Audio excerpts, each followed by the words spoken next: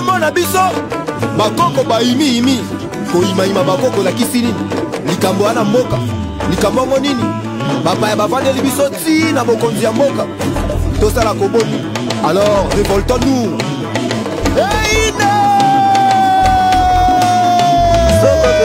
eina nango moto ebela nango makila etanga nango mpona etumba ya mboka balobi elu ezwa eboma ye bofi nayo nzanzango nayo mobizali moto nayo bitumba yango yo na ndako nayo tokotika moto te monguni ya mboka te akotikala na mboka bofi nayo mobizali basola nayo mobisa kongo nayo mabe soki toyebaki te yo na ndako bakoko bayimiyimi réaction c'est l'action bakabaka malita o po bakoma kongo bayibaka uta bakoko me bakokoka te o bakokoka te yango wana kama likofi nayo imisalikota nayo etumbo esengi moto tuwa telema nayo bitumba yango yolanda papa mama mwana ndeko mwasi ndeko mobali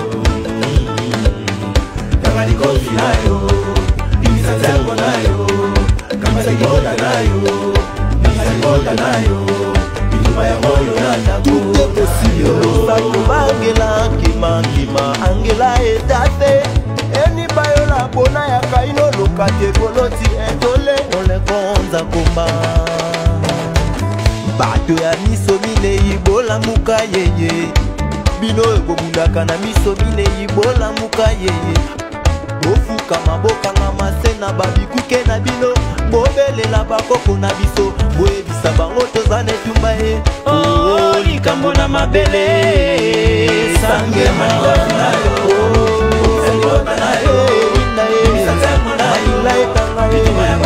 moto ebela ye una etumba ya mboka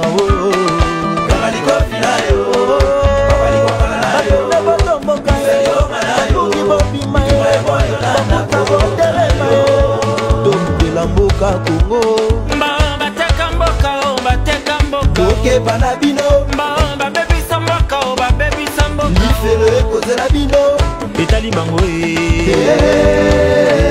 kongo ekobonga kaka bateka mboka babebi bapanza kaka libuta nayo kakalimwanda nayo kosana kongo te saboko nayo mwayango yo na ndako nayo kaka likofi nayo bongisa libota nayo bimisa nzembo nayo bituma yango yo na ndako nayo soko koyina nango moto ebela nango makila etanga nango mpona etumba ya mboka tolobi esi tozwi liloba ya etumba totelemi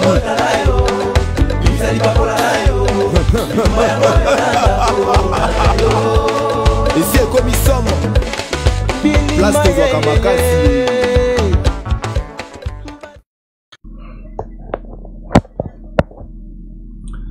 Bon, chers amis, il est 20h, mardi 20h, et c'est l'heure à laquelle vous allez suivre votre émission Une heure pour convaincre. Nous sommes en vacances et certains amis ne sont pas disponibles. Donc du coup, pour les prochaines semaines, vous verrez que les 3 permanents vont essayer de passer 2 fois par semaine pour essayer de parler du Congo. Le Congo, c'est tellement important pour nous que nous ne pouvons pas nous permettre de passer un jour, de passer une semaine sans pouvoir parler des dossiers qui concernent notre nation. La nation congolaise, c'est quand même une nation assez spéciale et ça nécessite toute notre attention, ça nécessite à ce que nous puissions dialoguer ensemble.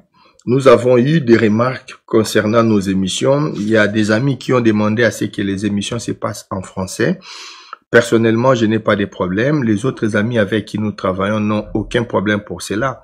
Mais il s'est fait que les émissions sont faites principalement pour les Congolais, et comme nous prenons le soulèvement populaire, nous estimons que nos émissions doivent être aussi comprises du mieux possible par les plus grands nombres au niveau de Kinshasa. Voilà pourquoi nous nous efforçons de faire nos émissions en lingala. Je vous avoue, c'est un peu difficile pour nous. En français, cela aurait été beaucoup plus fluide, beaucoup plus...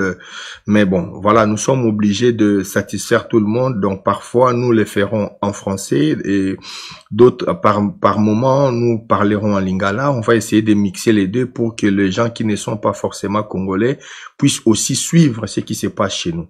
Mais nos émissions sont orientées principalement pour les Congolais.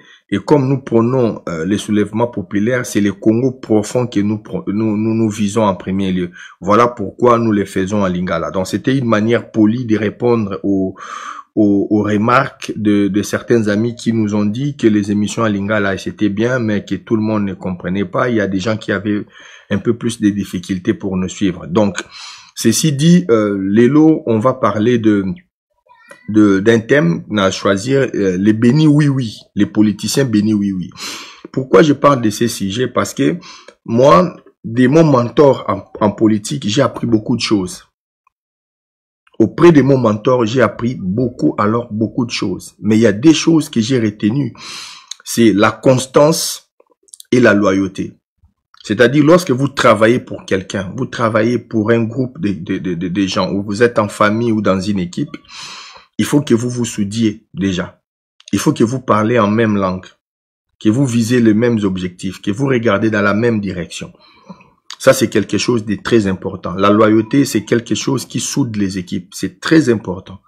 La seconde, c'est la constance. Dès le moment où vous avez analysé une situation, voilà pourquoi des bons politiques, des hommes d'État ne parlent pas pour ne rien.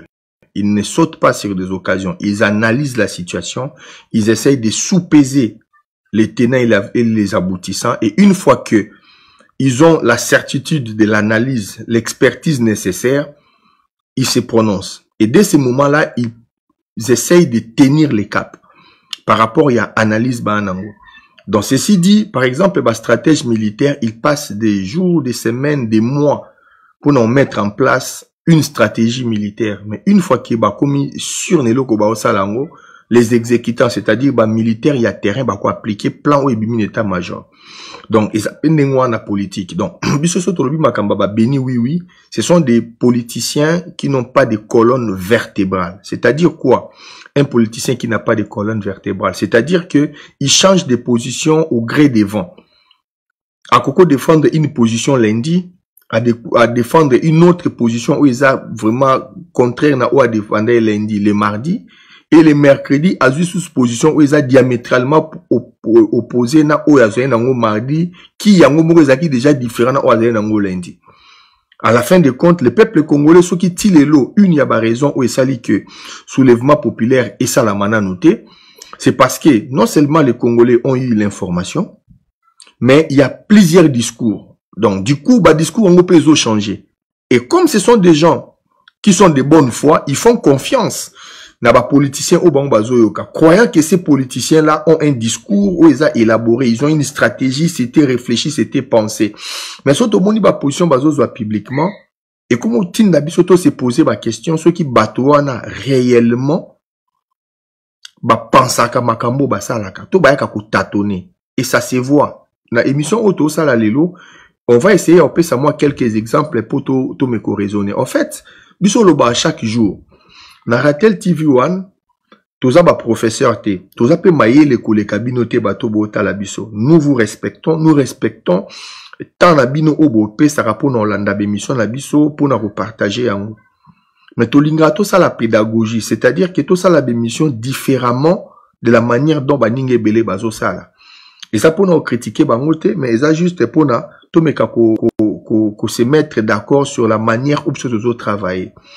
Beaucoup de nos amis travaillent sur l'actualité, c'est-à-dire que les Kambesami na Kinshasa, basali direct, beaucoup vous parler de l'actualité. Toko dénier bangote tout c'est l'information, tant que ça fait de l'éveil patriotique, tant que ça permet à mobiliser le peuple congolais, et ça important, il faut que vous soyez. Mais à niveau autocomi lelo, et ça beaucoup plus important que ça la pédagogie, qu'on expliquer enjeu. Komeka ko expliquer exactement ce qui se passe, pourquoi telle position a été prise, komeka ko expliquer ba Congolais, ko analyser ba situation, ko pesa ba donner, komeka ko ouvrir ba réflexion. Voilà yango tozo sala. So il y a poni sujet ba politicien Beni oui. Eza bato oyo na otala na histoire récente to banda ti na indépendance te tozonga na été indépendant du Congo te to banda na moment où ezali actuel depuis que AFDEL ekomi na pays na biso. Bon mona que nous avons connu des politiciens qui prônent un discours na era au passé na ba acte qui au passé na makambo susu et baza ebele ils se retrouvent partout. Ils n'acceptent jamais lorsqu'ils n'ont pas tort. Ils combattent une chose, l'obiso ba moni ke loko ane komi évident, ba changer position ba liba s'accaparer ne loko ezaki ya bangote. Lorsque to bane ko prôner na résistance que Congo eza occupé, ba politiciens congolais belé ba banda lo ba ke Congo eza occupé te. To yebi même bande ko mususu ya ba journaleux o ba banda lo ba ke Congo eza occupé te. Misusu ba futa même ba ticket ba ya tina poto pour na ko expliquer que Congo eza occupé te par occupation ya yebi fo armée étrangère y en a drapeau na bango ba kitisi ya bino. Mais le lot obele mes alliés et vous allez voir tant que vous avez Rwanda sali café le quoi Gorilla Kofi et qui na drapeau na bango ba na kati ya café bazo la sabino vraiment qui voit comment on considère au Rwanda et ça ba ballon d'essai et ça ba biloko o yango moni biso le lot to vendre soutenir zaki liboso to ça l'émission une fois par semaine to comme obligé à accélérer cadence parce que situation est grave. To en a place oyo il faut ba congolais ba comprendre que ba position ya certains politiciens et que même lobby balkanisation na pays et toujours le bayango le pour nous prendre date toujours le bango te poto za ba prophète des malheurs parce que toujours analyser ba données telles que ezoko melabiso nenge toujours mekauta la situation. Nous avons tous appris la politique c'est comme ça ngana botama na fibre haute c'est vrai on non ça là eza ndambu ya maele na ngai mais ebeli na zu yango pe na bateau na collaborer na bango bateau na travailler na bango bateau na za na service na bango. Batouana, bazana d'expérience na ngote, ils m'ont appris à quoi affiner analyse nanga, ils m'ont appris ya nengeni à quoi analyser ba situation. C'est ce qui fait que lelo oyo, tous en ba capacité au show likambezali de pario mon abadono zanango okoko bimisa ko produire analyse mon boye, au peu Congola au vanda moni que oui, c'est quand même quelque chose de raisonné, quelque chose de réfléchi, quelque chose de travaillé. Ba condition nyonso lelo ezali réuni pour balkanisation et salam. Je ne parle pas na makambo eza ke baloba ki toujours ba makambo ezali. Eza makambo ya semaine passée te, eza ya mois passé te, eza ya lelo, eza ya lobby. Autre koma lobby c'est-à-dire demain. Ba condition tout eza réuni. Tant makambo oyo ya ba nyamulenge bandaki na moment où ba thèse banoza la défendu, moi j'ai appris une chose où ezaki na kati ya livre crime organisé en Afrique centrale écrit par M. Honoré Ngwanda sur likambo ya création ya Minembwe. On a vu un document au Batindela Rouberwa à l'époque pour la création d'un territoire rwanda. À l'époque, il faut dire la vérité, c'est-à-dire Toyeba qu'ils avaient fait, mais on ne croyait pas que ces gens-là allaient jusqu'à matérialiser pendant qu'ils avaient déjà sorti dans un livre. C'est-à-dire que le livre est sorti en 2004, toi en 2018, c'est-à-dire que 13 ans plus tard, parce que ça s'est réalisé en 2017, 13 ans plus tard, ils sont revenus sur quelque chose qui a déjà été dénoncé. Moi, j'aurais aimé comment on a des politiciens congolais, parce que ça, c'est plus important que les élections. Les élections, au cours de le lundi, au gagné, et puis le mardi, au perdre. Au cours perdre le lundi, mardi, au gagné. Mais pays, ce qui est pays, pour que nous ayons sa pays, il y a qu'à voir dans les pays où il y a un problème territorial, nous sera difficile une fois que le territoire est occupé pour récupérer un autre. Dans les cas récents, il y a Sud-Soudan, les pays moko le Soudan, Kabola recommande des républiques. Donc, si on a Sud-Soudan pour qu'il y ait un nord, il faut laisser passer. Si on veut voyager par avion, il faut un visa. Donc, bandeko toloba makambo na linga to limbolango na lingala to meka ko expliquer yango calmement pour pas comprendre que soki Goma, Bukavu, Maniema et comme na Rwanda, bandeko bavanda wana bo koma na pays mususu. So boya na Congo, bozwa laisser passer. Bozasu na kati ya République démocratique du Congo te mboka ya bakoko na bino. Pona bandeko toza libanda awa so lingo kende Goma ne tozwa avion kiti. Au kiti na laisser passer, tous en a passeport no Congolais, on a besoin de visa pour qu'il ne goma, okozwa visa pour aucun goma. Donc toujours expliquer calmement pour batouba zoa temps pour comprendre le niveau il y a bêtises où ils salama. On les a même sur le plan administratif. Mais sur le plan où on a pratiquement spirituel, charnel, physique, toujours perdre une grande partie ya mabele na biso où ils appellent na bankita. Bandeko na biso bazawana, ba développer ba territoire wana. Ils ont un territoire où les Congolais baza sousté na est. Ils ont travail où kanambe asala na collaboration na bandeko na ba Rubero ba Rwandais. Il faut que tanga bangonde bazali. Tant bomona ke ba Rubero basala territoire ya Minembwe. Basala ngo ya Pambate. Tant bomona ke bandeko mo ya ba Nyamulenge ba telemi ba sala marche pour soutenir Kabila sa la 3e mandat. Et ça, il faut que je l'élément sur analyser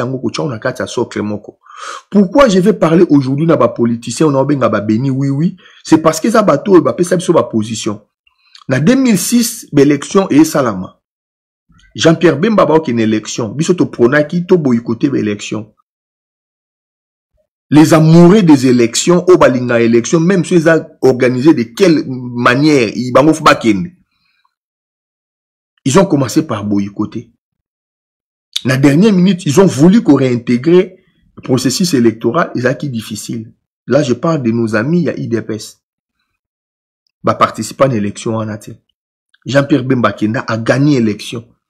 Oh, les cas, dans la fameuse phrase, soit acceptable, inacceptable.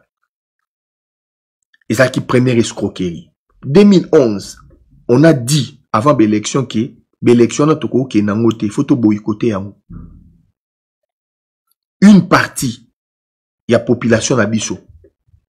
Babi faut pas kende.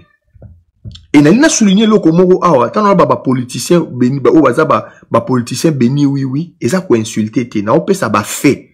Et en fonction ba fait mutna mutu à réfléchir à ça la analyse nae. Na ko s'est trompé. Na nzambete na science infuse té. Mais il y a certains dans ma parce qu'ils ont fait où ils allaient vérifiables. Tu as vu, en 2010, accompagnateur, il y a occupation. Na ba collabo. Yokana pour changer constitution. Et les cas, de 2 tours d'élection présidentielle à un seul tour. Raison évoquée, mbongo exact pour organiser l'élection. L'élection est le cas de 2 tours à un seul tour. C'est-à-dire que, si vous avez l'élection, vous avez 150 candidats. Moi, je suis 9%, je suis 8,5%, ou 9% comme président de la République. Même lorsqu'il y a la majorité dans le pays. Même lorsqu'il y a la majorité. C'est comme ça que, M. Kanambe, a kenda ko triché en 2011 face à Papa Nabiso Etienne Tshisekedi. Tout ça là, bah, marche, au sein de la vérité des urnes et tout, et même sur la place. Si on a le politicien béni, oui. Na banana ko s'attaquer na bato terrain, na banana biso bato na diaspora. Parce qu'il faut analyser froidement les choses. Parce que l'igni est se répéter. Et c'est dans le moment où makambelinga ko se répéter, il faut que le bango avant pour mutna muta sa la choix na en âme et conscience. Lorsque le combat est bandit na poto, fin 2004, 2005, dans le moment où tout le monde a information, il y a terrain, il y a massacre, il y a terrain, comme il y a des médias internationaux, rapport mapping, il y a des blog, il y a moment, on a plusieurs rapports, on a tant mapping parce que c'est le nom qui m'est venu dans l'esprit directement. Et mobiliser biso ao. Grâce à livre, il y a Papa Nabiso Honoré Mwanda, dans la promotion, il y a livre, conférence de presse. Et ça dit que, on a mis thématomoni que non trop, c'est trop, fait aussi la nana makambouana. Il y avait une date où l'élection fallait l'organiser. Dernier jour, ndebakene na makamna banga bakor ya Sun City, ezaka le 29 juin 2005. Où ezaki dernier jour. Donc, le 30 juin 2005, fallait élection salamati. Jean-Pierre Bemba Gombo, à l'écran à radio, à l'écran à télévision, a menacé bakinois que eux bimananzela ba ochaba militaire ba bangwa tout ça en série à 1+4 na bandi place wana pour na laksa batuerera liboso tant comme en 2006 opportunité pesami élection à deuxième tour Jean-Pierre Bemba contre Hippolyte Kanambe tout ça qui na choix Oh papa Etienne Tshisekedi aloba entre peste na choléra. Naza place wana lelo pona osala analyse puisque batu baza vivant. Et on azoloba Valentin Mubaki azana kin. Rémi Massamba azali. Surtout zoloba lokuta ba contredire biso parce que bazala yi présent. Toyebi ba tractation ou ememama entre fidèles babala na bango. Toyebi pe nombre ya bato ya IDPS ba longola bango parce que tant bakenda osenga ke parti à munene le quoi IDPS et soutenir Jean-Pierre Potos à la biso so inito boto la mboka na maboka ba paya.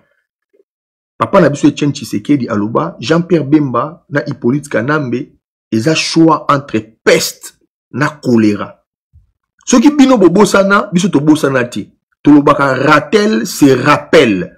C'est-à-dire que oh nyo sur les cas otoyebi à chaque moment to bimisa yango pour peuple congolais foyer ba nanya za nani nanya loba nini quand pourquoi comment nanya za la constant na défense na ya ba valeur ya nation na ba nani ba changer ba position yango to bengi bango ba politicien oui ba béni oui quel que soit les kambo ba yaka loba oui après na sima ba changer ba komi non après lobi ba kozonga ba lobi sou oui quel que soit option ba otile bango na mesa. Ils ne savent pas quoi analyser froidement pour n'empêcher sa population direction tout ça la soulèvement en une fois. Ceux qui politiciens congolais qui constant dans leur discours, ceux qui vraiment pourquoi bazo bunda. Je pense que makambo ya Kanambe mais aussi sango depuis kala. Et ça la parenthèse mon azo fongola. Na San City ba 4 vice-présidents babima. La vérité to yebi yango. Jean-Pierre Bemba qui n'a qu'au dealer na Kanambe, banda kop kala pour na batia premier ministre. Et ça dit que bateau mususu ba composante mususu ba mona ke ba ko perdre. Il fallait pas que nous négocions. Papa Etienne Tshisekedi akenda asala alliance na RCD Goma. Alors tant bata IDPS baloba ki baza maboko pembe non, boza maboko pembe te. Vous avez été dans une alliance RCD Goma ba crime ya RCD Goma en partie. Dans l'obité, na ozana mauvaise foi, mais vous avez fait alliance. Donc, vous êtes comptable, il y a ba acte, bango ba posa. Jean-Pierre Bemba s'est permis d'aller intervenir dans Centrafrique, et ça pour l'intervention, on a sali 10 ans en prison. Donc, il était comptable, à Makambo et Salamène à Centrafrique. Parce qu'il a fait alliance na Patassé à l'époque.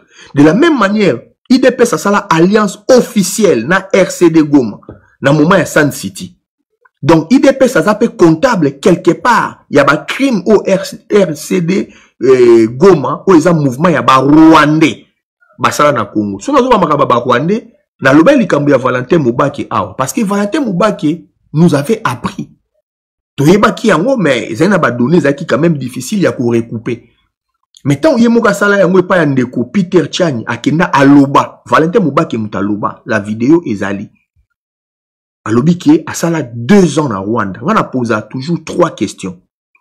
D'abord, na Rwanda avandaka wapi na ba frère ya nani. Yami Balé pendant les 2 ans, il faisait quoi na exactement na kati ya Rwanda. Il voyait qui, il parlait de quoi. Eza makambo lelo, lobi to ko loba kezaki mission ba pesa ki na papa Etienne Tshisekedi et kazaki na droit à réserve. To ko respecter yango. Mais les loups papa Etienne Tshisekedi a susté. Valentin Mubaki a un devoir wana ya obima libosa peuple congolais a expliqué biso ce qu'il a fait pendant les 2 ans en tant que un yaba membre éminent ya IDPS na kati ya Rwanda na Kigali. 3e et dernière question na ngai. Pourquoi lelo au Valentin Mubaki a koko lobate? Parce que puisqu'il a passé 2 ans, il a eu des discussions à haut niveau na appareil rwandais où ils ont occupé Congo. À côté les matés à lobaki oui. Problème, il y a occupation, ezali question, eza vérité, eza effective. Pour preuve, tant où il y a zaki na niveau ya Kigali, abane komona neni ba Rwandais, bazo sala pona kusakapari na territoire. Je vous ai parlé ici ya makambu ya café Gori. Oyo, ezote kamalelo na ba Uganda et tout ça, oyo mona ki ba Rwandais na drapeau na bango ba annexé Kivu. Mais ba sali yango nanko, ba Rwandais ba yebi, bazo tester biso. Bazo tester capacité na biso ya résilience, bazo tester niveau na biso ya abnégation ya kubunda pona mboka. Bayebi ke ba Congolais makamba mabele to yebi yango te, totala ngondambu et l'autre partie totiki yango nzamba sala. Mais lelo na place o tozali za makamba mabele nde tozolobela. Tozolobela likambo ya ba comportement ya bato. So na zonga na place on ezali pona permettre bato ba comprendre ba position qui varie et qui ne varie pas.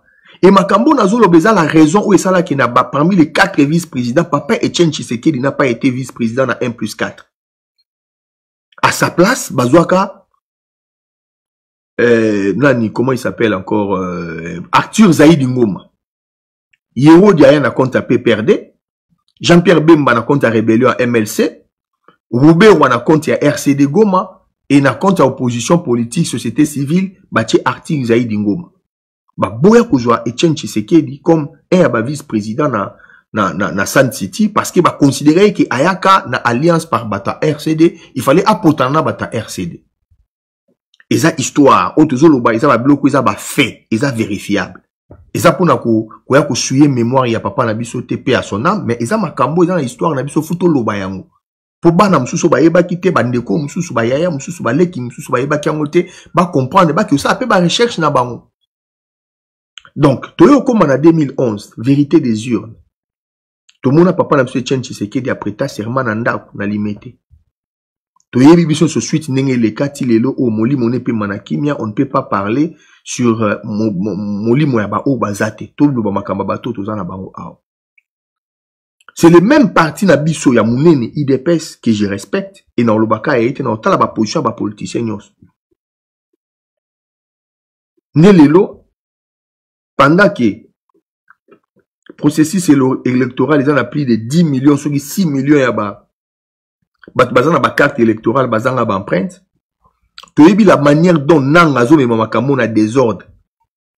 Niveau ya opacité dans l'élection oyo inévitablement ba résultat électoraux nango ezala contesté. Et dans le moment où ba résultat ezala contesté, biso pendant que tozo là parce que Jean-Pierre Bemba outi prison za suna ba soldate. Azo luka peut-être à réunir moi équipe pour la sécurité na ce qui est normal. Mais la force que Jean-Pierre Azaï na 2006 a na ngolé loti to lo ba makamundenge zali. Félix aza même pas na soda. Azala même pas na soda. Fayulu aza même pas na soda. Vital Kamerhe aza Rwandais. Bana armée na bango ya ba Rwandais ba okena makamba ba Rwandais. Ba Matungulu a même pas na soda. Il y a Gabriel Mokia, azan même pas na soda.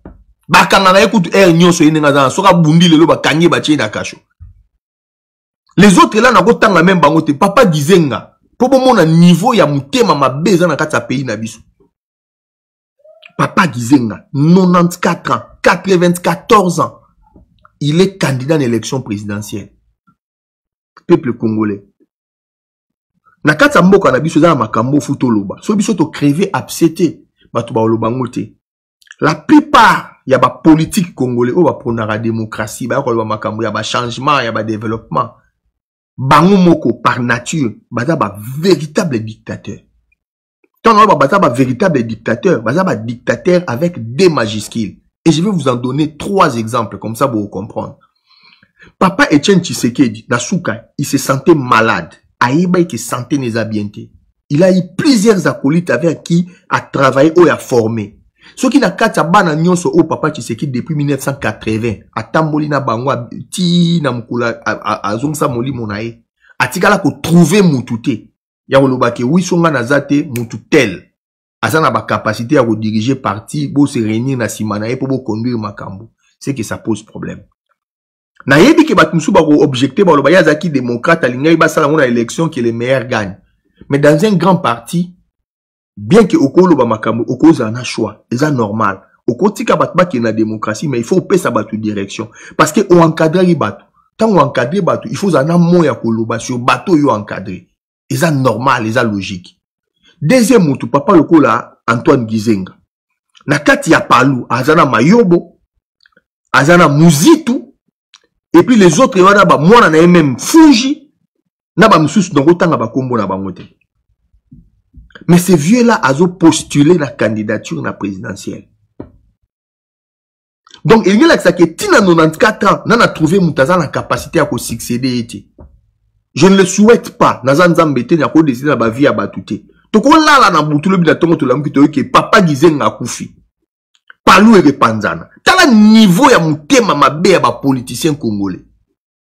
Niveau ya mutema mabe. Peuple congolais. Bon meka ko zwango un peu en décalage. Bon zwango tene telo ko mona zo agresser bato. Bon meka ko réfléchir. Tozo senga démocratie. Pour bon appliquer démocratie na niveau ya pays, na niveau ya nation, il faut déjà na niveau ya ba parti au boza nango boza nango. Vital Kamerhe depuis abima na scène politique. Depuis aya na scène politique, tout le monde en 2006 parce que a organisé tricherie pour na chef nae. Oh ya komela livre pourquoi j'ai choisi Kabila. Ce bato ba na amnésie, biso dans amnésie te. Ya on a salé émission ya amnésie collective. Il faut qu'on rappelle mutuna mutu. Et nazolo ba yango te no ba politicien oyo baza ba politicien béni oui. Tant aux monde en mutloko là hier, on a vu la vidéo, vous allez voir. Félix n'a pas pour parler na Mouzito. Mouzito a commis opposant. Mais de qui se moque-t-on? Nakata pays d'Abisso Moukoloni ni toro à prendre des notions de responsabilité. Mouzito a été premier ministre pendant 5 ans. Presque 5 ans.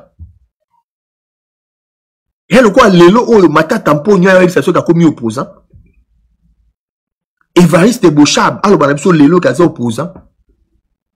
Kinkei Mulumba, Kabila Desi, Tolembi Naï Noyote, aïpsebso lelo kaza opposant. Et puis surtout qu'on dit mabilo kwa ndengwana. Il faut quand même constance ezala. Quand on fait un choix, il faut assumer choix na yo. Ba Francis Kalombo, ba aïpsebso lelo ki baza ba opposant. Voilà pourquoi nous combattons ces gens-là. Moshe,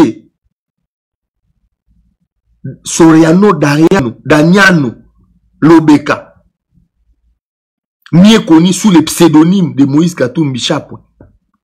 A exception de l'occasion opposant, Tondi Mayamote. Nous avons vu Moïse battre campagne pour la Kabila. Toyebi, ba alliance au bazan nango ba faire ba osala ensemble na kati ya Katanga. Grand frère naye ya Moïse Katumbi. Raphaël Katebe Katoto. Azana Chibala. Bazana plateforme moko na Chibala. Na ba Roger Lumbala. Ba Ingele Ifoto. Ba Tarsis Loseke. Batouana baza batoumo oboye. Il passe. Baliaka na tous les râteliers. Na ba table nyonso ki okuta baon. Pour na ba intérêt na bango makamba nation ta la bango te, ils sont prêts à sacrifier nation. Bison de photos en intelligence, bison de photos en capacité à lobake. Par rapport à tel problème, on s'arrête ici. Par rapport à tel autre problème, on va évoluer boto kende boto zongabo. Nous ne pouvons pas nous permettre biso ba congolais lelo de ne pas affronter makambouana otozo loba otozo solola. Nous ne pouvons pas avoir des politiciens qui sont inconstants. Surtout s'attaquer na IDPS parce que c'est le plus grand parti autour dans un pays na biso lelo. En termes de représentation, ils ont implanté partout. Ils ont devoir na biso ya oyebi sa bango base à la correcte. Oyebi sa bango base à la correcte. Donc non na niveau d'accusation te ya corruption makamebele bele maintenant ndenge ya positionnement na bango. Pourquoi c'est l'IDPS à chaque fois ou à servir de blanchisserie na ba politiciens yo sont véreux o bazara ba yibi ba détruit mboka so ba lungu wana ba yeko zonga. Il faut tous quand même na sens wana pe ya responsabilité. Tous à peine na sens ya ocha bango devant ba responsabilité na bango. Lelo o to limba bazara ba discours mot constant. Ba te bele ba na ba élection. Moi je l'ai écrit na mur. Ko zo 100 000. To yebi comment ba msusu ba obtenir ba 100 000. To sauter place on essayer l'équipe. Campagne eza liboso na biso.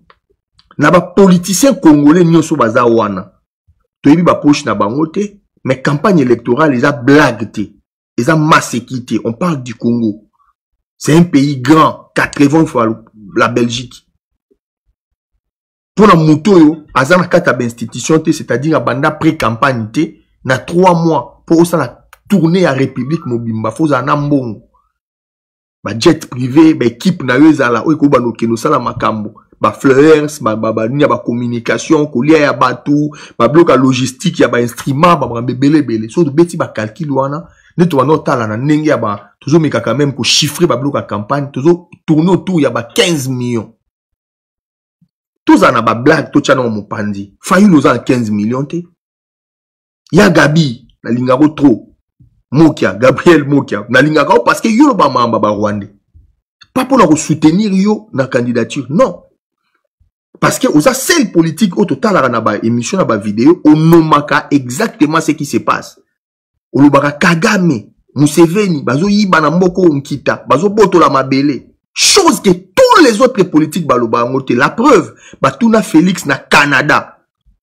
Le Congo est occupé, oui ou non? La RDC est-elle occupée, oui ou non? En répondant, le Congo est occupé par la dictature de Kabila.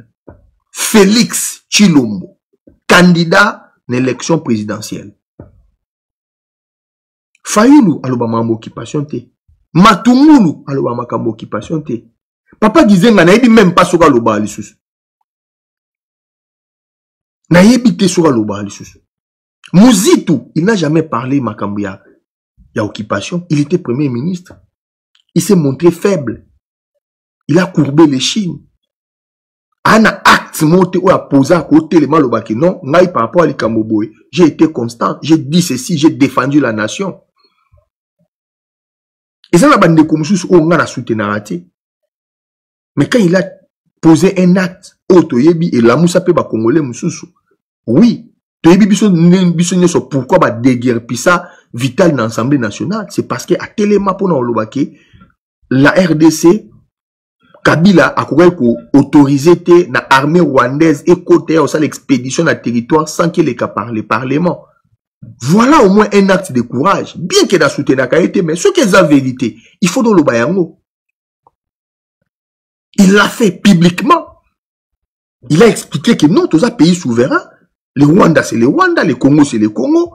Bisoba militaire, bisoba que non ça la expédition militaire na niveau ya Rwanda te. So ba kati si frontière ba beta bango masasi ba boma bango déjà kutu ba Rwandais ba kati ba yaka oboma na territoire na biso bongo kuda bokyo mekano ndeni. Voilà ba politicien oyo tozo benga ba beni oui eza ba oyo quel que soit processus ba otila bango na mesa ba kenda kokota na processus sans que ba tanga processus global sans que ba analyser ba makambo nyonso global. Alors biso toza na devoir wana lelo en tant que ba congolais. Ya omeka ko sala musala oyo ko permettre biso to meka ko loba ce qui se passe to meka ko recadrer mutu na mutu to tia mutu na mutu nesika na ye na bandaki na émission na to loba ngai mentor na nga na politique apprenant nga makambo ebele mais naza makambi balé o nga na retena na tanyo so o na vandi na ye o na zo travailler na ye apprenant nga eloko liboso loyauté envers la nation. Respect, il y a souveraineté nationale na biso, défense, il y a intégrité territoriale. Et ça makambo moi j'ai appris na mentor nanga. Il y a mis balé ça constance, il y a discours. Il faut travailler discours na yo sur les fonds. Au cause à la mutuzo lobate likolo bato ba apprendre le côté. So bimi na miso abatu, il faut loba makambo yo mutu nyonso oyoka yo apprendre ate loko moko ya mukie. Il faut travailler les fonds de ton discours. Donc, pour nous travailler le discours, il faut analyser situation globale. Aujourd'hui, axe, il y a défense. Il y a un moment qui est résistance, style et l'eau. Et ça, la seule chose où est bougé d'un iota.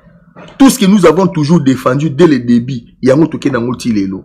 Mais sur la bande, il y a place que nous avons connu des problèmes parce qu'à un moment donné, nous avons fait 2 erreurs. Et sur le libéral, il faut que le bayango, bino mo football le bayango pour bande comme susu, bazana makambo taxé bino na ngote ko ba bozo caché. Na 2006, la communauté, il y a diaspora. Nous avons commis une erreur, il y a soutenir Jean-Pierre Bemba Gombo sans pour autant tout senge ba contrepartie. Première fissure na kati ya komba. Deuxième fissure, na 2011. Le quoi, na 2006, tu soutenais qui? Jean-Pierre Bemba Gombo. Na 2011, tu as choisi, il fallait soutenir Papa Etienne Tshisekedi à Moulumba. Et si il y a un problème na combat et banda. Banda Mukolo, tu as soutenir Papa Etienne Tshisekedi à Moulumba. Banda Kwebele, tu as un combat. Tu as un résistant. Banda Mukolo, on a comment ba béni oui. Ba longola esprit otozaki na yango ya résistance ya ko libérer mboka ya soulèvement populaire ba comment na esprit ya ba politicien ya ko luka ba poste ya ko poser ba candidature ya ko luka travailler na ba plateforme nzala wana emema lokoso yango bandeko lokola ba Rollin Mena bakoma na nzala bakenda Kinshasa, bandeko lokola ba Rex Kazadi na nzala bakenda Kinshasa, bandeko lokola Emile Ilunga na nzala akenda okuma ministre, et ba misusu ba o baza ba meni fretin to kotanga bango te, ba koloko tambola ba papi tamba nzala mutebema bango na Kinshasa. Yango baza obligé ya ozala ko démontrer zèle moko oya ko lakisa ke baza plus kabiliste ke ba kabiliste o même ba banda o bayana musée na Afdel. Au monde bango ils disent n'importe quoi. Baleka na ba médias ils disent n'importe quoi parce qu'ils n'ont pas de choix. Ils sont condamnés à réussir kuna na makamo bakenda parce que na mpanzi na biso to pesa bango chance te. Et le seul endroit où il y a blanchisserie, c'est là où nous nous attaquons maintenant à IDPS. Parce que le seul endroit où il y a sali mabe na nation, il y a se taper une virginité, et ça c'est IDPS. Il y a un moment de télémer la IDPS pour échanger manière de percevoir makambo. Manière de yamba batu. Lelo Congo où ils aillent lelo, toujours nous avons poussé ba leader au bazali lelo, basa la renouvellement na pays. Batloko ba Mende, batloko ba Alexis Tambo Mwamba, bazane loko ya sika ba opesa pays le souti. On aurait pu utiliser bango pour na expérience. Mais même l'expérience na bango isa ma be pour na ba génération koya. Ils sont trempés jusqu'au cou. Dans la gabégie, dans l'escroquerie, dans le détournement des fonds, dans la mafia. Batluka ba ingele photo, batluka ba Roger Lumbala, o epsepso gene na Russie ko kenoteka ma ko somba ba pomme de terre. Yi wana lelo na Chibala. Badi Banga, Sami Badi Banga, lisolo beta lisuti. Mais Badi Banga azaki lieutenant, azaki ami personnel ya Chilombo. Tout le monde qui a dernièrement ba réintégré na IDPS.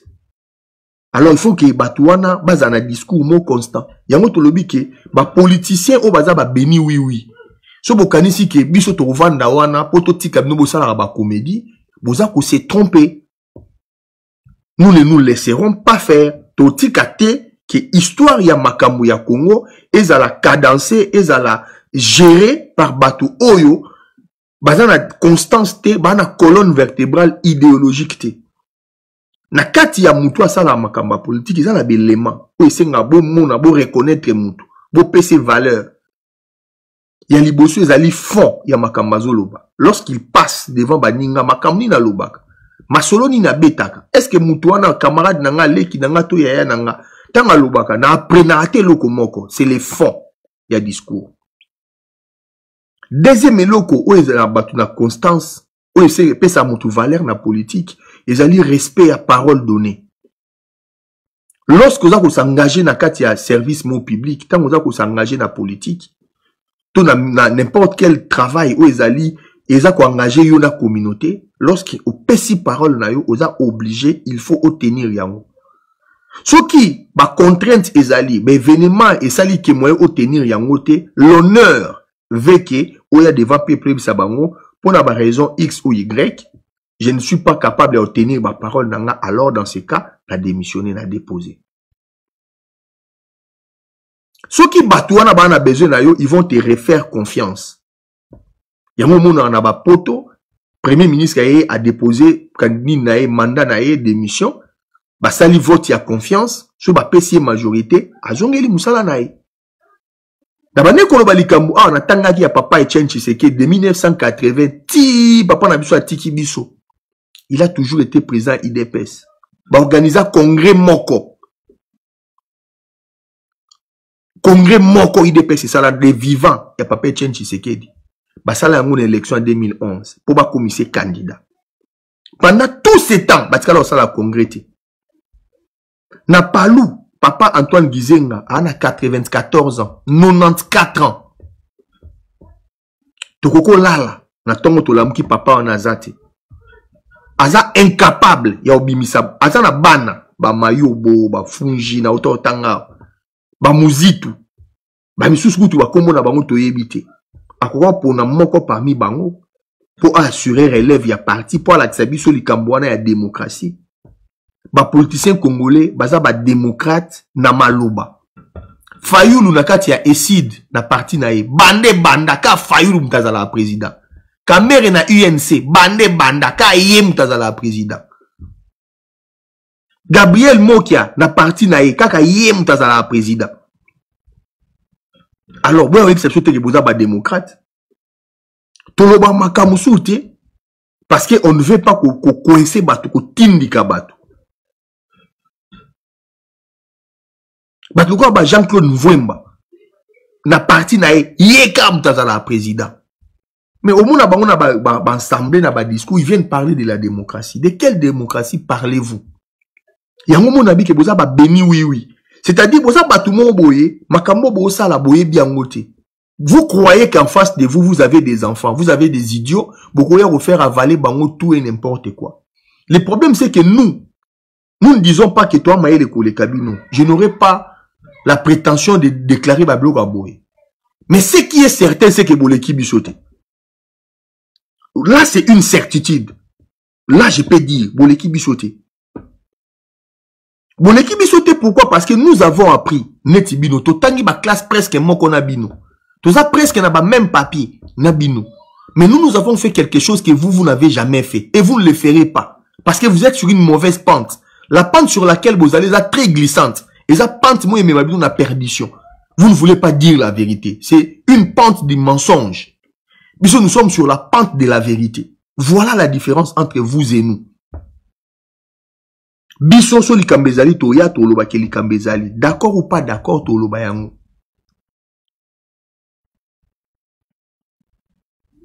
Ngai mutu on a travaillé na mentor nanga n'a posé une question une fois. Pourquoi pays n'a besoin de kende boyeza boyete boye normal makabesa la maboy.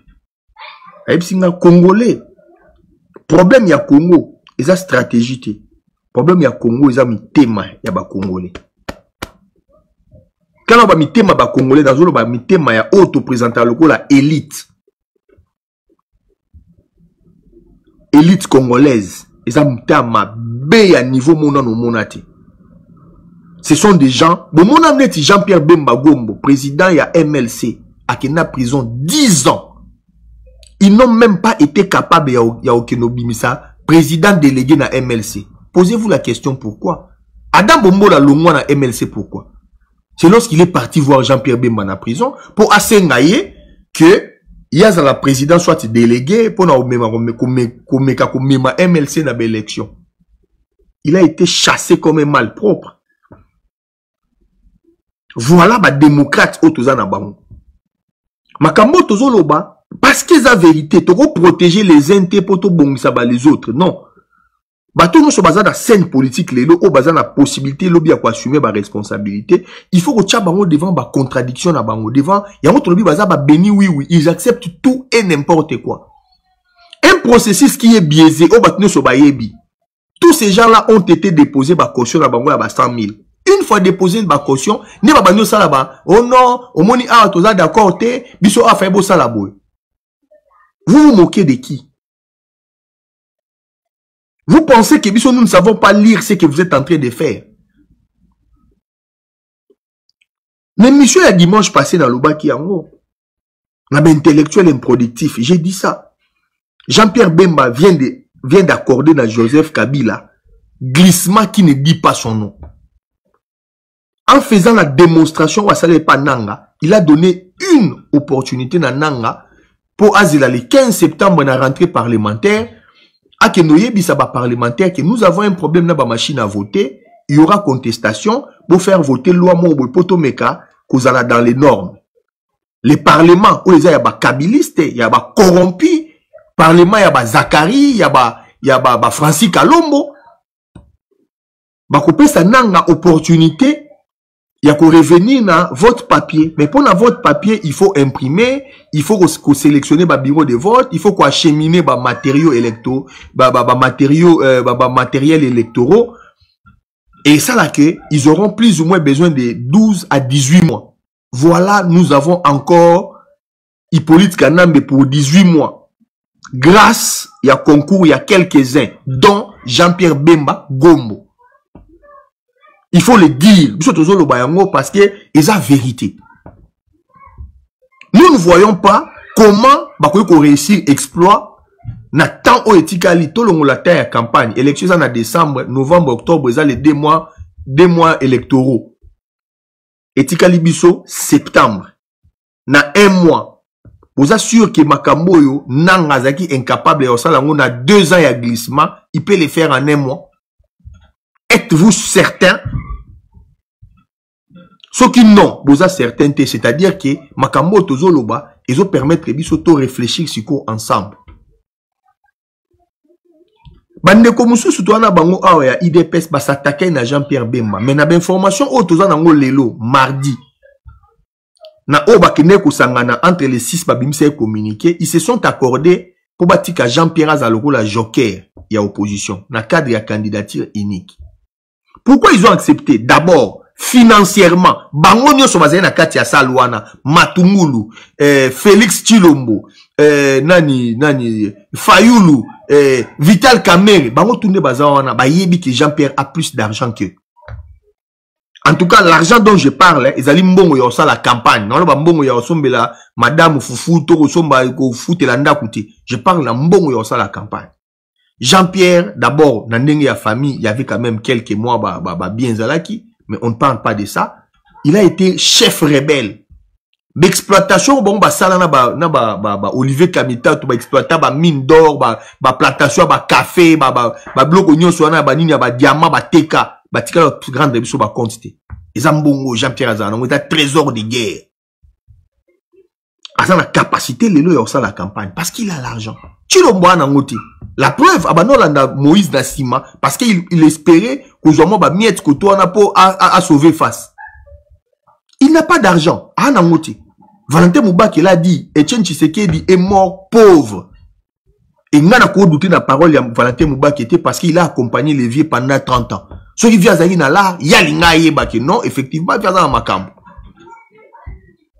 Ça veut dire que IDPS, en tant que parti, ils ont un grand parti. Je respecte IDPS en tant que parti. Tout ça clair. Mais, dirigeants IDPS, ils ne disent pas la vérité. Ils ne le disent pas. Ils n'ont pas d'argent. Toyebi, grâce à lobbying Babano Sala en États-Unis, dans le groupe, il y a lobbying Pamoja. Oyego, que la bango mais pas financier. Mais na temps où etikali, na ndenge température est dans le pays, Nandenge rythme ya makambezo kende, je vois pas les financiers au bamba benga ba décideur au ba yo pesa mbongo lelo 15 millions. Je le vois pas. Et ba proche nae, ba to baza ba proche ya Chilombo, ba yebi ke makambo non lo beza vérité. Ils ont un problème d'argent. To senga ba candidat nyoso ba présenter biso montage financier à campagne na bango. Tout ça, la normal, tout l'accès que ça la comédie. Parfois, quand on dit mot, c'est pas parce que tu es habité. Nous, on a eu l'expérience ici, na Poto. On a participé à 3 campagnes électorales. Autobano qui nous a la campagne, pour apprendre comment une campagne s'organise. Na mboka oyo, tout ça liamo.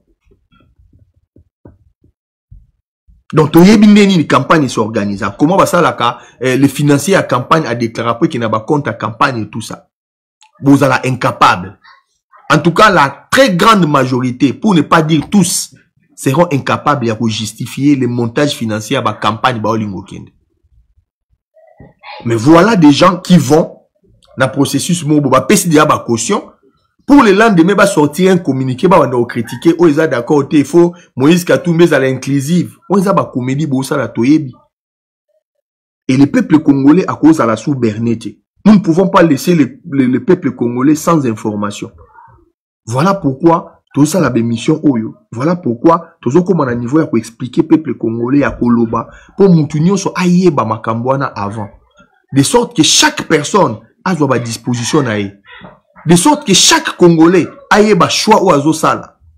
Et belé au bazar se présenter soit disant que bazar maboko pembe mais na coulisse to yima makamuni ba osala. Et na moment opportun ils a pour na torpiller ba campagne na bangote mais il faut que tika koloba makambo ezali. Et moi, je suis en train de rigoler pour Nabandeko. Oh, par exemple, on est pour s'attaquer à Jean-Pierre Bemba. Puisque le leader, il y a IDPS, Yemoko a accepté, la convention va signer, il y a qu'on laisser Jean-Pierre dans la leadership. Donc, il y a que, membre IDPS, il faut battre campagne pour Jean-Pierre Bemba, Gombo, Obono, Benga, rebelle, criminel, chef, ni. Voilà, les gens baba béni, oui. Manque, il y a constance, la discours. Si vous êtes d'accord, vous boycottez l'élection. Vous boycottez l'élection, et ça peut une option. Non, nous ne pouvons pas soutenir un chef un ancien seigneur de guerre. Mais si vous que Jean-Pierre sorti naïe, ils a plein d'Américains. Tout bien, ils a sous ma caméra bomba naté. Tu qu'il a accepté, inacceptable. De toutes les façons, ils a un message. Et ça accepta déjà une fois, donc une seconde fois, et qu'au Moussaka bateau baïbi makamboanat. Voilà classe politique congolaise place ezali. Voilà paysage politique congolais ndenge ezali, niveau ni ezali. Alors, biso lelo oyo peuple congolais soto telemi pour le makam oyo yaba béni oui en politique. Et ça bat il faut pas couper sa bango crédibilité. Peuple congolais faut to longola sentiment dans makambo ya politique. Nga papa na nga banda loba mutu ba accepta ki akomi mutu mukola loba non. Ngani na bota maso papa lobi funa loba ka oui. Quel que soit likamba loba na loba oui. Un jour à 5 loko moyo mono ngeza normal te. Ça les loko boye papa non. Et loko nza bongote. Mon fils tu as grandi. Les lots na yo monaki o comment réfléchir par yo moko parce que les bosso sont dans lobby na yo au sala sans qu'on discuter. Premièrement, parce que vous avez la confiance dans moi. Mais deuxièmement, parce que vous avez refusé qu'on faire tourner propre moutou na yo. Muntu, cerveau.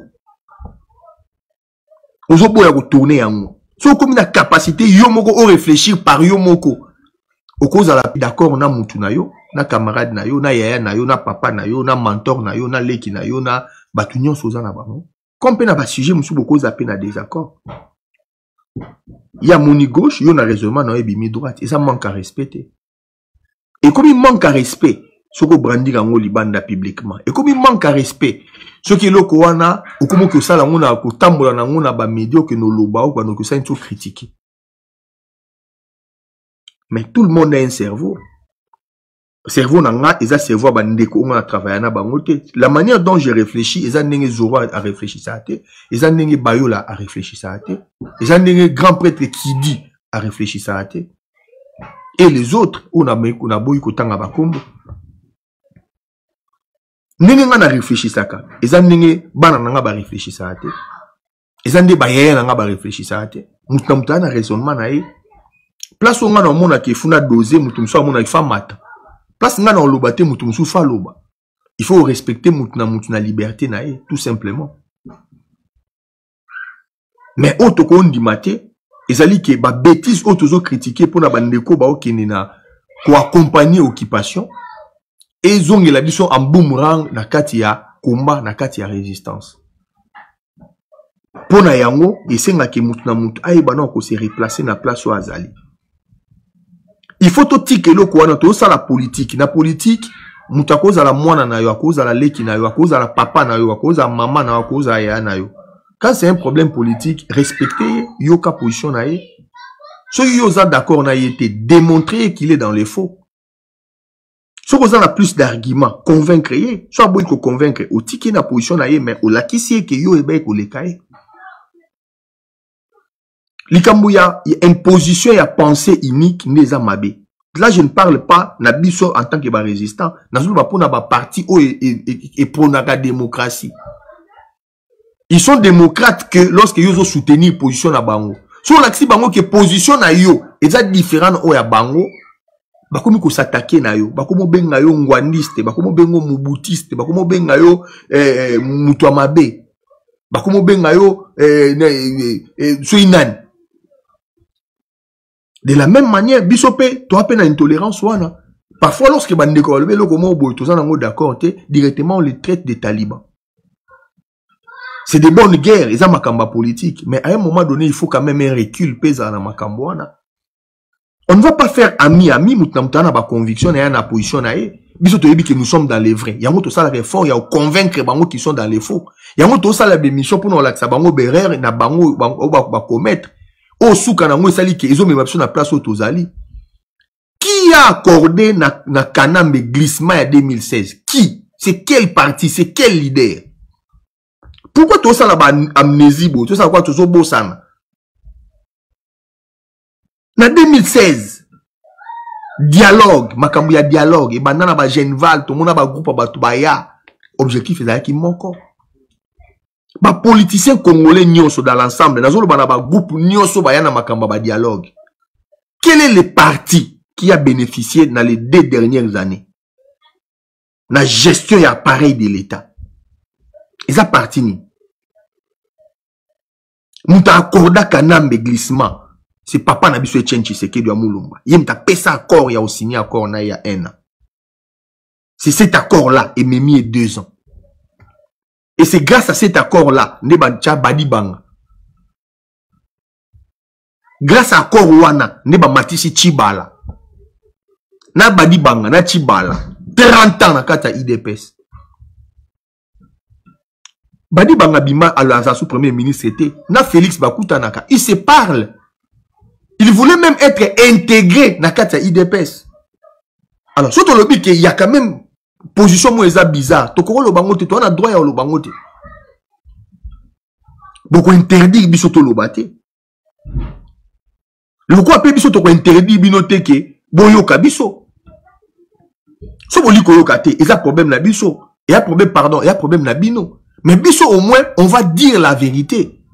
Et la population, un jour, le peuple Nabiso, au Jija Nabiso, par rapport à ce que nous avons dit, banani bazaki constant, banani bazaki dans la vérité, et banani bazaki dans les mensonges.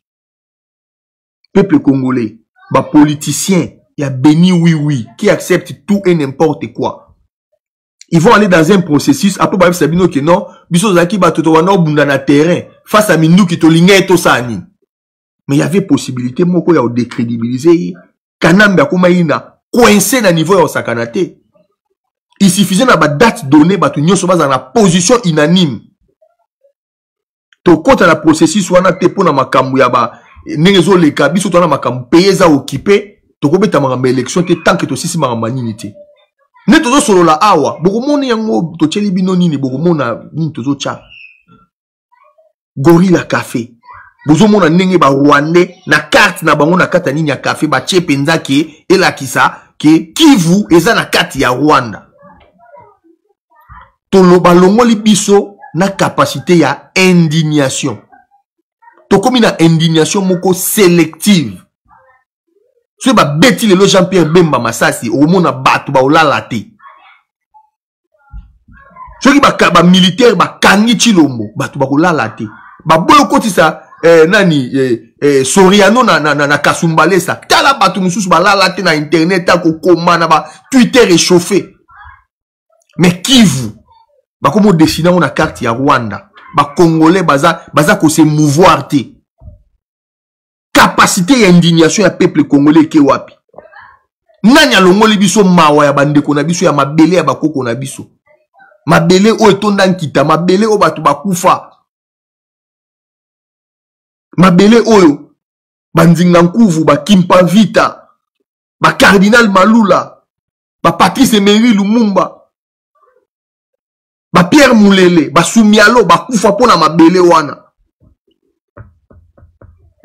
Tozo tika mwe kende bona ba comédie. Ba militaire congolais, Roubert Waza Kinshasa, Roubert wa asala territoire pona bandeko ba Rwandais na kati ya pays na biso Minembwe. Quel est le politicien congolais ou a télémé la Roubero? Bope sanga kombo na ye. Quel est le leader ya opposition ou a loba makambu ya occupation aya loba kina eza normal te ke Roubero o sa la territoire moko boy o tchaba ndeko na yo ya ba Rwandais. Ne pas les dire, ne pas les faire. Pour na biso eza sous suspecté, liboso to bandolo beza suspect. Mais les autres ont la carte nyonso to yebi que quand vous voyez que la personne ne parle pas de l'occupation, aza suspect ali a mbongo. Et ba Rwandais so li a mbongo na bango, so bandi ba comédie ya osala ba ovandara entre deux chaises, ba o liquider yo. Voilà pourquoi ils ont peur. Ya mona auto loba awa Chilombo tong ba tunaki na Canada, oui ou non, la RDC est-elle occupée? À répondre, la RDC est occupée par la dictature de Joseph Kabila. Même moi, na maternelle, à kolo ba bêtise ya ndengo wanate. Moi, na maternelle, à kolo bangote. C'est pour dire que c'est un péreux. Alors, on a courage, il y a pour défendre le peuple naïe. La preuve, non, na sali ba preuve naïti. Na ba marche nyon sur dans les cas avant pauvre Russia à Koufa. Ce gars boue pas. Jour à marche, jour à Belgique. À voyager à Kaba, jour à événement. À mon anarati, il n'a pas encore fait ses preuves. Il y a mon ngaï personnellement, je doute de ces messieurs-là. Je doute. Pendant un an, Père Naya Koufaki, il avait la classe politique à sa merci. Soit ça qui leader, il y a sur la zone, mais qui l'a leader, il a s'imposé dans le Congo. Il en a été incapable. Il y a un landa Soriano Nassima. So Botali arrivé à ya Chilombo, Botali arrivé à Jean-Pierre Bemba Gombo. Bango mi balé ba c'est la impérialiste. Bango tout baza ba système. Bango tout ba défendre à Congo te. Mais autant la batitude na bango au monde a différence. Qui est capable ya ozana carrière wana ya gérer makamba pays na ou akoza na ngote. Mais biso to combattre bango mi balé na ye Chilombo, na ye Jean-Pierre Bemba pona biso baza ba avatar. Baza bato bazo c'est la impérialiste. Tout le bamakamouté parce que aux opportunités au débité au yolingi. Tout le bamakamou est la vérité. La RDC, le Congo, ils ont bien commun. Ils ont héritage commun. C'est la chose que nous avons en commun en héritage. Ils ont bien babiso ba otozanga biloko. Ba misu ba tikela bango ba immeuble, ba tikela bango ba compagnie. Biso nzamba pesa biso Congo, yango héritage to tikela ba na biso. Nous avons un devoir ou un sacré. Il y a que défendre la mère patrie. Il y a que dénoncer bateau nyonso ou ba okeno partiser na système pour moka onekind. Ratel TV1, c'est les rappels. Ratel TV1, tout ça la moussala éveil patriotique. Il y a pédagogie, il y a conscience. Il y a que faire parler mitou. Malem bezo kota ezo kende. Toyebi. Lelo o nakati ya diaspora. Tout ça, les premiers, tout cause en a prétention, on a été. Mais toi, on est l'échec, on les assure. Na moussala, tout ça, la qualité à moussala, tout ça, tout ça, l'échec, et c'est la seule satisfaction, autre cause en a pour le moment. Et bah, tebele, bah, éviter, il faut te rappeler, bango, on a commencé Ratel le 1er mai. Ratel n'a que 3 mois. Mais le travail que nous avons fait dans 3 mois, ils en ont des politiciens, moussou, bah, ça là, 40 ans dans la scène politique. Basali même pas un dixième ya auto sala. Et jusque là dans to bimicité où ils ont la carte nabiso. Où ils ont quoi ba avant propos ya livre. Tout ça on a ba préambule. Toi on est belé à solo na peuple congolais. Toi on est belé à communiquer na peuple congolais. Politique ya lobby ils a ya ba commodité. Et ils a ya ba tout faut vendre to solo makamamboka, to chama yele na place wana. Ya mum sa tout ça na carte Ratel. Kimia na mabota na bino nzambe o ya biso ya ba congolais abatela ekolo na biso Congo apesa biso nyonso makasi e bandeko ba oleka lobi pe na ba mikolo ekoya ngana bino tokutani dimanche de 20h à 21h toujours pour une émission na biso 1 heure pour convaincre ingeta.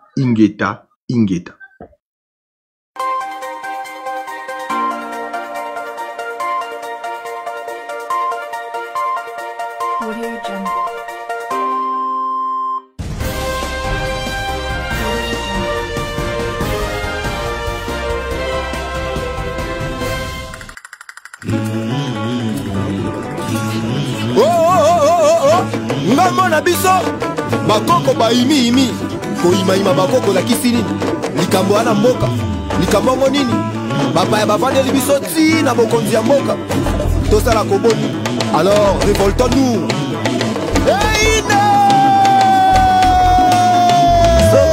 Eina nango moto ebela nango makila etanga nango bona etumba ya mboka balobi elu ezwa eboma e Zanzango nayo, mizali moto nayo, bidumba ya moyo na nayo. Tokotika moto te, mongunya moko ta kotikala na mboka misali basola nayo misa kongo nayo mabe soki toyebaki te oyo na ndako bakoko bayimiyimi. Réaction c'est l'action Ditikodak Mbakambaka, mbakambaka, malita o Boba boma Kongo Mbaibaka, utabakoko Membakoko kate o Bakoko kate Yamwana kama likofi nayo misali bota nayo Itumbo esengi moto tuwa telema nayo bitumba ya moyo na ndako papa mama mwana ndeko mwasi ndeko mobali kama likofi nayo imisanzango nayo kama likola nayo misali bota nayo bitumba ya moyo na ndako tout est possible sakubangela kima kima angela etate eni bayola bona ya kaino lokate koloti etole olekonza komba bato ya miso minei bolamuka yeye bino ekobundaka na miso minei bolamuka yeye bofuka mabokanga mase na babikuke na bino bobelela bakoko na biso boyebisa bango toza na etumba ye likambo na mabele sange malilaka nayo malila etanga ye moto ebela ye una etumba ya mboka oyo batomboka ye batuki bobima ye bamuka botelema ye tokela mboka kongo bateka mboka o bateka mboka tokeba na bino babebisa mboka o babebisa mboka lifelo ekozela bino etali bango kongo ekobonga kaka o bateka mboka o babebi ye babebi ye bapanza bapanza bapanza kama liputa nayo atali mwanda nayo kobosa na kongo te saboto nayo bitumba ya moyo na ndako nayo kama likofi nayo misali bota nayo imisanzango nayo bitumba ya moyo na ndako nayo sokoko ina eina nango moto epela epela nango makila etanga etanga nango mpona etumba ya mboka o tolobi esi tozwi liloba ya etumba totelemi misali bakola nayo bitumba ya moyo na ndako nayo esi ekomi somo place tozwaka makasi